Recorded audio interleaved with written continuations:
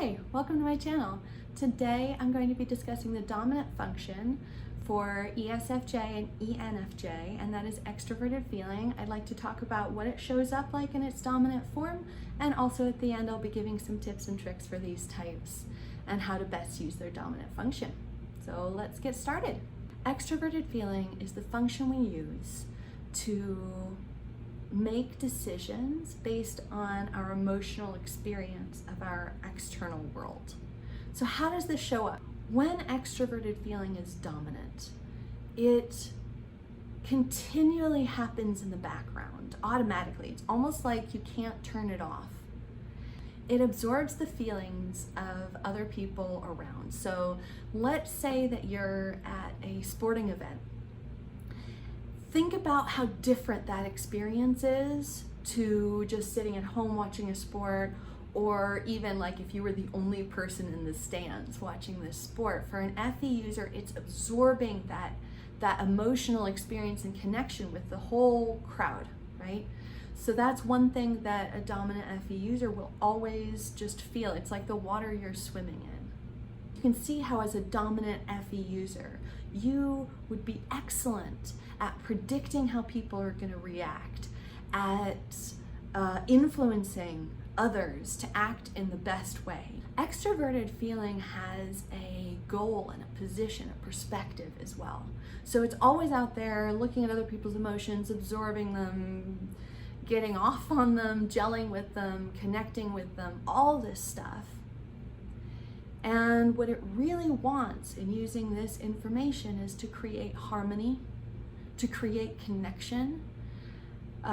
Sometimes what this looks like for a dominant FE user is a little bit of a chameleonic effect. So when you're in a certain group of people, you harmonize with them in the way that makes most sense by showing the parts of yourself that work for that harmony. Versus when you're in a different groups of people, it might be a different side of yourself that you show. And I think that really gives that flexibility and contextualness to really bring groups together in the best way possible. So what does extroverted feeling really look like in a dominant FE user? Well, the first thing I'm going to suggest is that you take a look on my video I did specifically around extroverted feeling. I'm going to link to it. And I think for dominant FE users, this is going to be such a part of your life that video really captures that dominant experience. The other thing I'll say about dominant users is not only do they get the basics of the function, but you also get the nuances, the complexities that other people may miss. So, for example, when you experience something emotionally, it's not going to be a very simplistic understanding. It's not going to be, I feel sad. It's not going to be, I feel excited. It's going to be something more like, oh, I feel parts of excitement, and I feel this, and I feel that, and there's this. And I've heard dominant users often refer to it as colors, feeling a very rich, integrated color system, because emotions are complex at their roots. And dominant users really understand all the different complexities that go into it. The second thing about dominant users of extroverted feeling is something that goes against the grain of stereotypes. So if you go out there and you read about extroverted feeling, you're going to see stuff about being more aware of other people's feelings than your own, or not being aware of your own feelings at all. Sometimes this can create kind of a pushover effect, a doormat effect on the person. But extroverted feeling, when it's in its dominant position, dominants typically not only are aware of everyone else's feelings, but they understand their own feelings as well. And so they can really understand that, okay, this person wants this thing, but I want this other thing, and how can we have a constructive conversation about it? As opposed to extroverted feelings in lower levels might just capitulate too early. So definitely it is a sign of strengthening extroverting feeling the more you can understand yourself and those emotions within the context of other people. And I just want to put that out there because don't fall for the stereotypes. You are so much stronger than that. And if you're not quite there yet, if you're still a little bit in the weaker area, you can absolutely work on it. This can be your strength.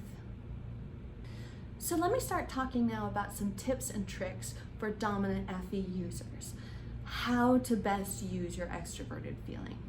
So the very first tip that I have, and this is kind of across the board, but especially if it's your dominant function, watch it in your everyday life. How does it present for you?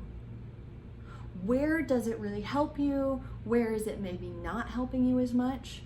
And how strong are you relatively on the scale? How well do you know your own feelings? How well do you stand up for your own feelings?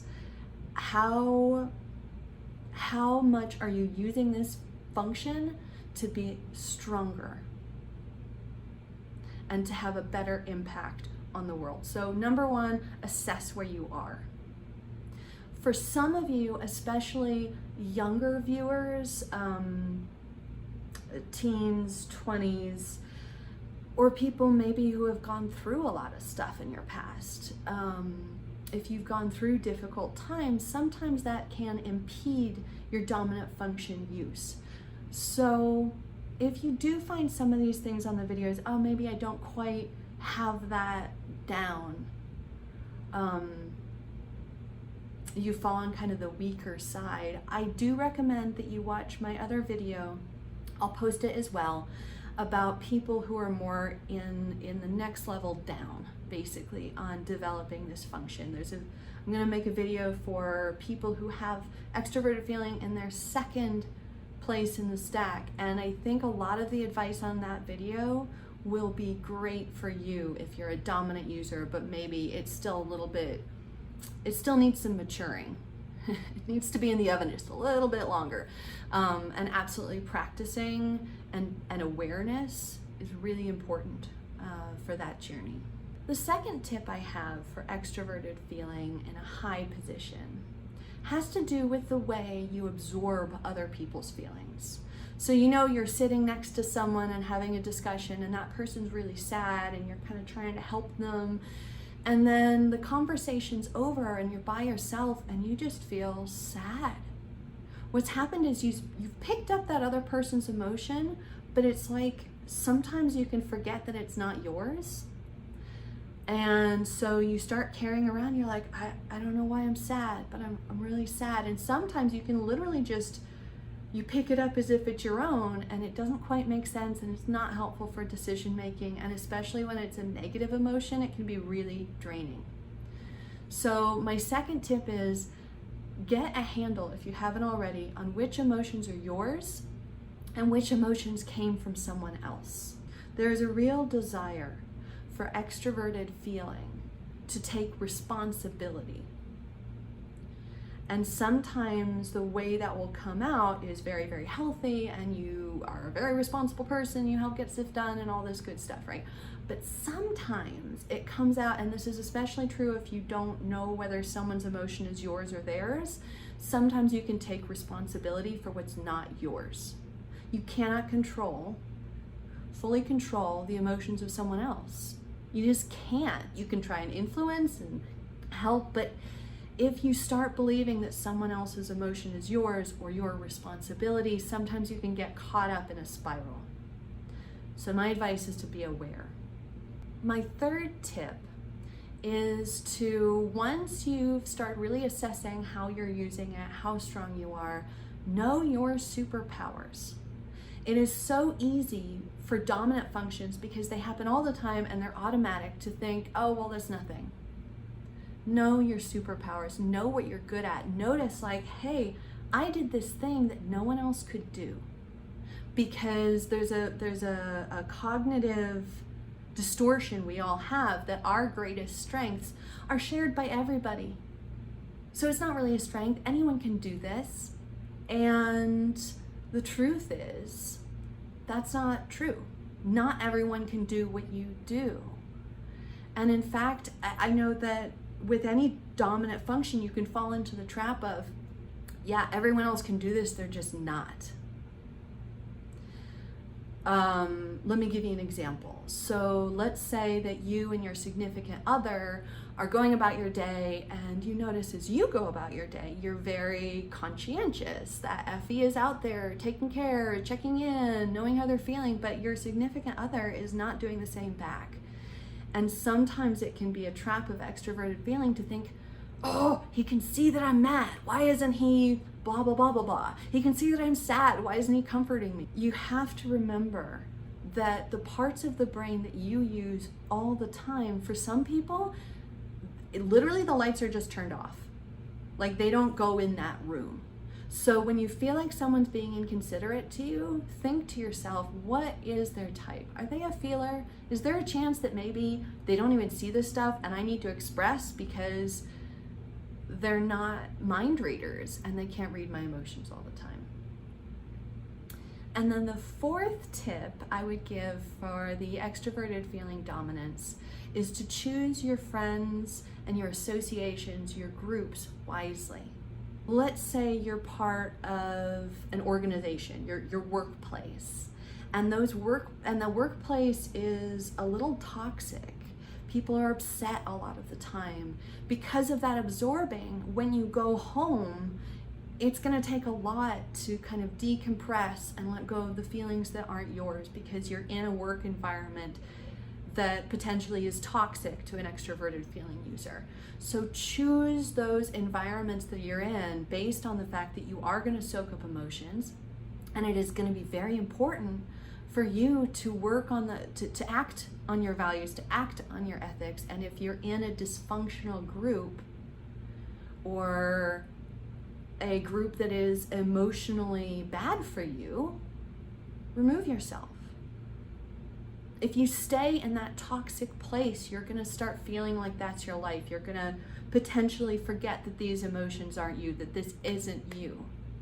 And the truth is, if you're absorbing people's emotions all the time and your dominant feeling is emotions, wouldn't it be great if you could get the emotions that would help you the most? So think about your group settings and whether they are serving you. And that goes probably 10 times for your friends as well. Choose your friends, your significant others wisely, because you can get into situations where you're with someone toxic and you start taking responsibility for their emotions, responsibility for their happiness, and you just start going down this bad road and you don't realize, hey, being around this person is bringing me down. Instead, you're kind of stuck in this mindset of, ooh, I'm helping this person. They have potential. Sit there for a second and think, are these friendships, are these groups serving me? If you are a dominant FE user and you have other tips, tricks that you would like to share, please do so in the comments. I'm interested in hearing your perspective as always. I do put out videos every week, so subscribe if you want more content like this.